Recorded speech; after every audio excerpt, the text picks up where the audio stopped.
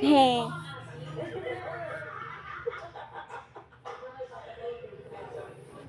Okay ng maasim, basta may bebe. Nakikita ko naman na parang very alert sila at talagang nakikinig sila sa akin bilang leader at makikita nila ang kakaibang mangyayari sa totoo pa. Kasi alam niyo naman si Tony, hindi siya naging magandang leader. Ito napansin ko sa'yo, masyado kang matapang kay Luis. Oo. Ano ba to? May kilat kasi ako doon. Hindi. Yung tungkol sa dad, mami niya. Napansin mo yun? Nung tama na siya, Oo, bigla ka nag- lobat na ako. Alam mo na, bigla ka nagtiklop. Oo, lobat na ako. Nagtitiklop yung mga pamilyon. Ang mga papipara. Ang gano'n.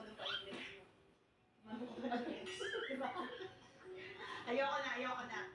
Hindi, basta nung tama na siya, ayaw na mag-usap, lobat na ako. Na-realize mo din pag napapagod. Oo. Mahirap pwede mahaba ang pasensya niyo. Vince, proud ako sa iyo. Thank you po. Aba talaga ng pasensya niya. Ikaw ang sobrang red flag ka. Ako, red flag talaga. Flag ko, ikaw red flag ka. Pero binigyan ko siya ng anak. Pero ko yung art, ang hirap magbuntis.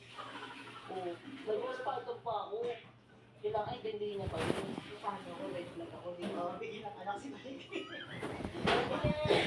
Magbuntis ko na kailangan intindihin ka. Kasi, ano, Ay, kahit hindi ka buntis, ganun ka na sa kanya. ay, sinagsabi kailan. Ayun, yung buntis ako, doon ako sa mga galing ko, tsaka nanganak ako. Yung nawala siya karapatan kay Tyrone niya. Hindi ako naniniwala. Ang baka na maging leader, one-sided ka.